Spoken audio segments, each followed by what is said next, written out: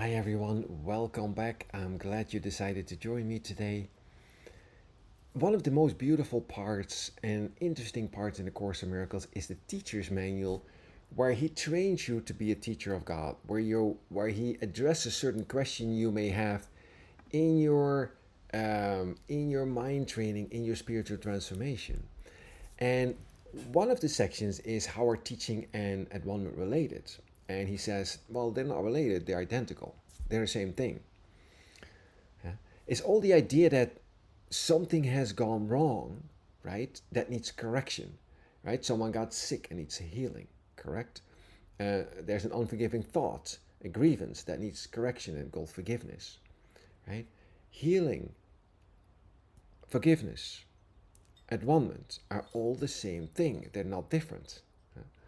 So how are healing and advancement related? They're not. They're the same thing, right? They're absolutely identical. And so is forgiveness. It's the idea somewhere in your mind that something needs to be corrected, which is the entire purpose of the mind training of A Course in Miracles, right? Your manner of thinking is being corrected from a mind that thinks it's separate from source to whole-minded thinking.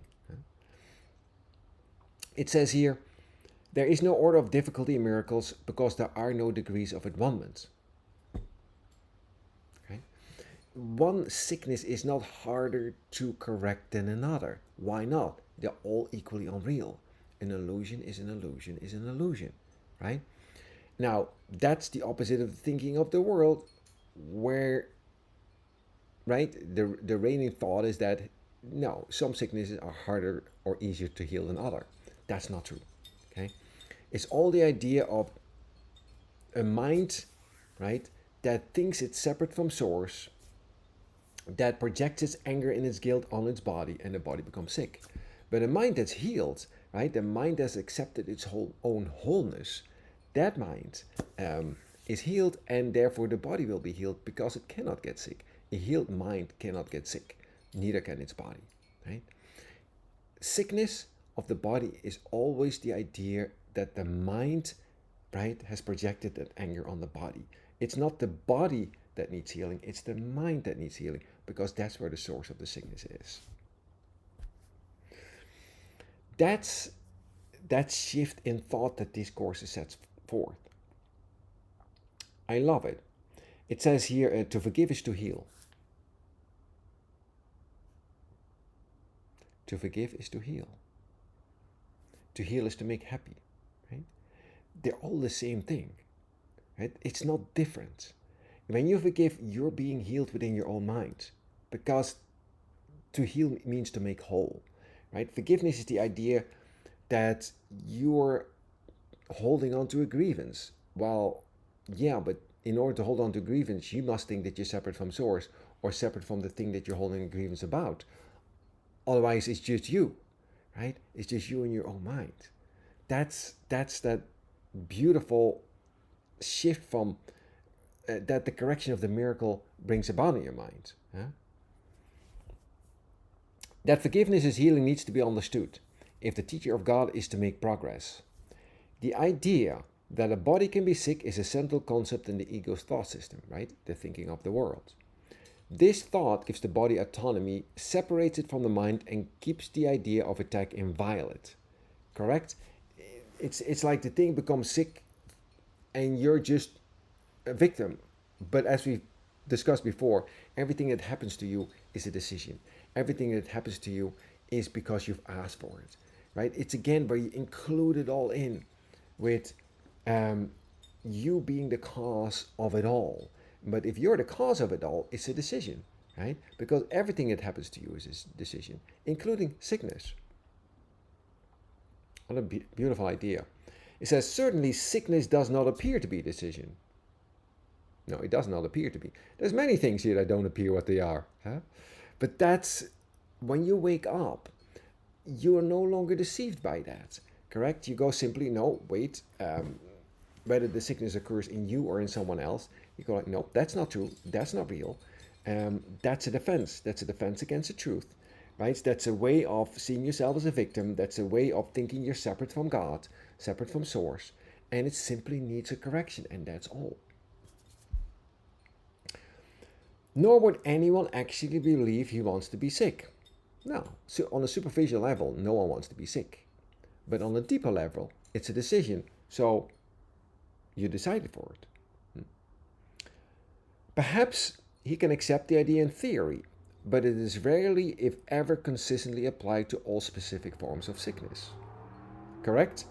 Yes, you're okay maybe with that idea being because you got a cold, but suddenly you got cancer and that whole idea is out of the window and you're a victim, correct?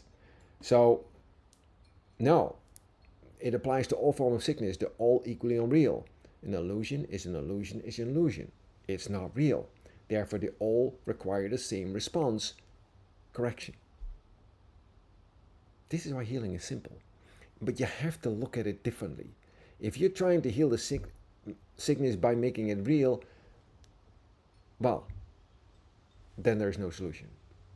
It starts with the fundamental acknowledgement that I'm the cause of it, correct? And then with the acknowledgement that it's not real. Clearly, God did not create the sickness, and therefore it's not real.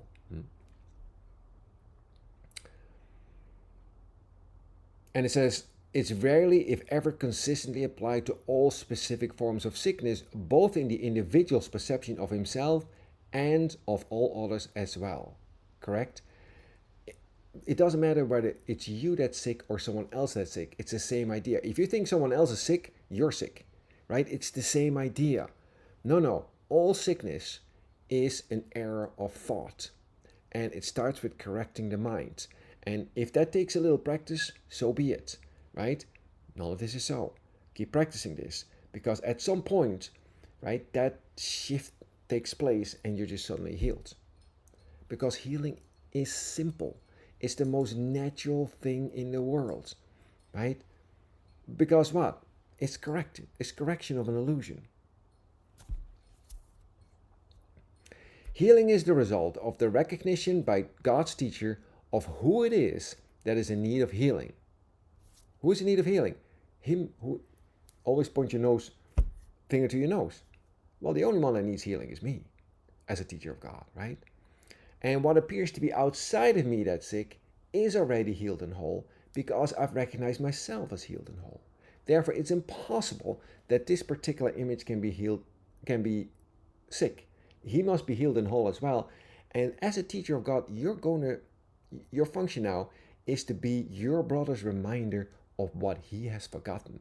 You be the light of the world. You be that alternative in this world where you shine that light back at your brother and you remind him of who he truly is. Right? What an amazing idea. It says the offer of atonement is universal. Everyone is being offered atonement, right? This call has been going on since the beginning of time, right? Everyone is called, but few choose to answer, right? But you did. You answered the call, right? You're waking up. You're undergoing this physical transformation.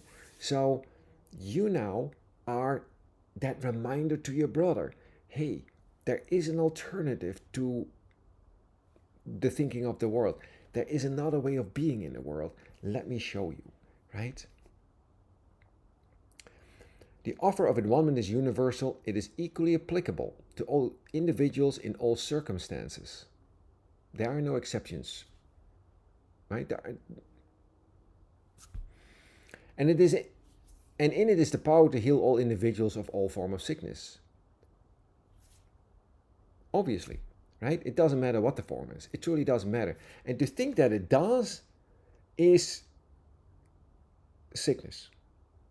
To think that there are order of difficulties in miracles, to think that some illusions are harder to correct than others is where the correction needs to take place. When a teacher of God, right, when you as an awakening consciousness for a moment get caught up in the idea that some forms of sickness are easier than others, you need healing yourself. Love that, huh? It says, a sick person perceives himself as separate from God, separate from Source, but you see him as separate from you. It is your task to heal the sense of separation that has made him sick, right? As a teacher of God, you be that alternative for him.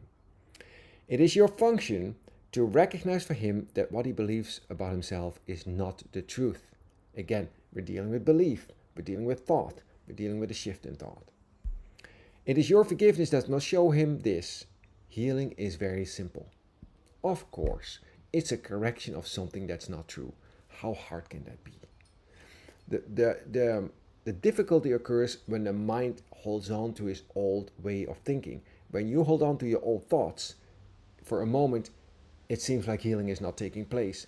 But truly, what is happening is you haven't willing to let go of your old way of thinking. This is a very uncompromising teaching, right? It doesn't allow for compromise because being uncompromising is salvation. The two thought systems don't meet. You can't merge them, right? You can't think, oh yeah, I'm whole and perfect as God created you, and at the same time go like, well, yeah, but some sicknesses are harder to heal than others. No, that can't be true, right? If you're going to believe that you're whole and perfect as God created you, that means that all sicknesses are equally unreal and therefore equally easy, all equally easy to be cured, to be healed.